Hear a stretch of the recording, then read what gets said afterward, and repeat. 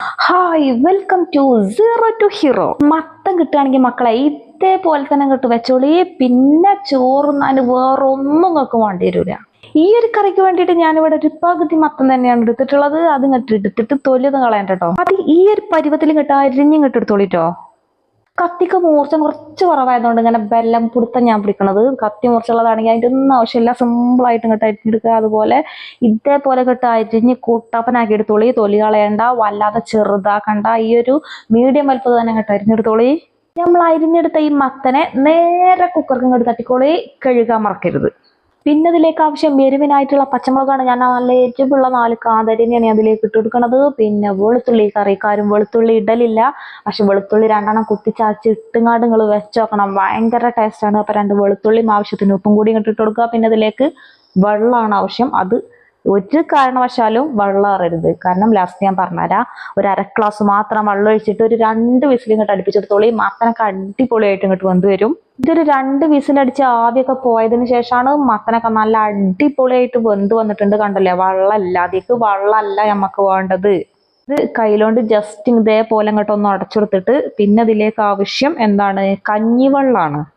കഞ്ഞിവെള്ളം. അപ്പോൾ കഞ്ഞിവെള്ളം കൂടെ ചെല്ലുമ്പോഴാണ് ഈ ഒരു മത്തൻ കറിക്ക് നല്ല ടേസ്റ്റ് വലിക്കണം. ആ വെളുത്തുള്ളിയും ഈ ഒരു കഞ്ഞിവെള്ളമാണ് ഈ കറിൻ്റെ മെയിൻ ടേസ്റ്റ് കേട്ടോ. അപ്പോൾ എല്ലാവരും ഇതുപോലെ ഒരു 1/2 ഗ്ലാസ് വെള്ളത്തിൽ മാത്രം വിസിലടുപ്പിച്ചിട്ട് ഇതുപോലെ കഞ്ഞിവെള്ളമാണ് ഈ മത്തനക്ക് ചേർത്ത് കൊടുക്കേണ്ടത്. അപ്പോൾ കഞ്ഞിവെള്ളം കൂടെ അതേപോലെ അങ്ങോട്ട് ചേർത്തിട്ട് നമുക്ക് എത്രയാണോ കറി വേണ്ടത്, ഇനി കുറുകി നിൽക്കുന്നതാണെങ്കിൽ അങ്ങനെ, ഇതുപോലെ ആവശ്യത്തിന് കറി വേണം എന്നുണ്ടെങ്കിൽ അങ്ങനെ, എങ്ങനെയാ വെച്ചാൽ കഞ്ഞിവെള്ളം പാകത്തിന് പാർന്നു കൊടുക്കുക. ഒന്ന് തിളച്ചതിന് ശേഷം വറവിടുക. അത് അടിപൊളിയായിട്ട് തിളച്ച് വന്നിട്ടുണ്ട്. ഇനി വറവിടാനുള്ളൊരു ചട്ടി അടുപ്പത്ത് വെക്കുക. അതിലേക്ക് 1 ടേബിൾ സ്പൂൺ വെളിച്ചെണ്ണ അങ്ങോട്ട് ഒഴിച്ചോളി. കൂടെ ഒരു 1/4 ടീസ്പൂൺ കടുകും കൂടി ഇങ്ങോട്ട് ഇട്ടിട്ട് നല്ലോണം അങ്ങോട്ട് ചടുപുടാന്ന് അങ്ങോട്ട് പൊട്ടി വരട്ടെ കേട്ടോ.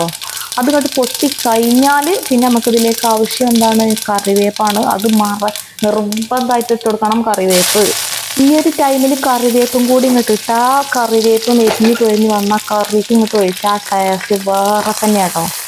അപ്പോൾ കറിവേപ്പും കൂടി ഇങ്ങോട്ട് ഇട്ടിട്ട് ഇതുപോലെ കറിയിലേക്ക് ഇങ്ങോട്ട് ഒഴിച്ചു കൊടുക്കുക, യോജിപ്പിച്ചു കൊടുക്കുക. അത് ഒരു അടിപൊളി മത്തന് കിട്ടുമ്പോൾ ഇതുപോലെ തന്നെ എല്ലാവരും കഞ്ഞിവെള്ളത്തിൽ തന്നെ തയ്യാറാക്കി നോക്കുകയാണെങ്കിൽ അതിൻ്റെ ടേസ്റ്റിൻ്റെ മാറ്റങ്ങൾക്ക് തിരിച്ചറിയാൻ കഴിയും. അത്രയ്ക്ക് ടേസ്റ്റാണ് ഈ ഒരു രീതിയിൽ വെക്കുകയാണെങ്കിൽ. അപ്പോൾ ഇനി ഇത് നമുക്ക് ഒന്ന് കുറച്ചും കൂടി കഴിഞ്ഞാൽ ഒന്നും കൂടി കുറുകി വരും കേട്ടത്. ഈ ഒരു വെള്ളത്തിലാണ് ഇപ്പം നമ്മൾ ഈ ലൂസിലാണ് നമ്മൾ കറി എടുക്കണമെന്നുണ്ടെങ്കിൽ കുറച്ച് കഴിഞ്ഞാൽ ഒന്നും കൂടി കുറുകി കട്ടിയായിട്ട് വരും. ഇത് ചോറിൻ്റെ കൂടെയൊക്കെ കഴിക്കാൻ ഒരു രക്ഷയില്ല, നല്ല ടേസ്റ്റാണ്. വേറൊന്നും ഇനി സൈഡായിട്ട് ആവശ്യമില്ല, അടിപൊളി ടേസ്റ്റാണ് ചോറ്റക്ക്. അപ്പോൾ വീഡിയോ ഇഷ്ടപ്പെട്ടാൽ തീർച്ചയായിട്ടും സബ്സ്ക്രൈബ് ചെയ്യാനും ആ കൂടെ ബെല്ലൈക്കൻ്റെ ഓളും നിൽക്കാൻ ആരും മറക്കരുത്. അപ്പോൾ ഇതുപോലുള്ള സിമ്പിളായിട്ടുള്ള ടേസ്റ്റി ആയിട്ടുള്ള വീഡിയോയുമായിട്ട് അടുത്ത ദിവസം കാണാം. ബൈ.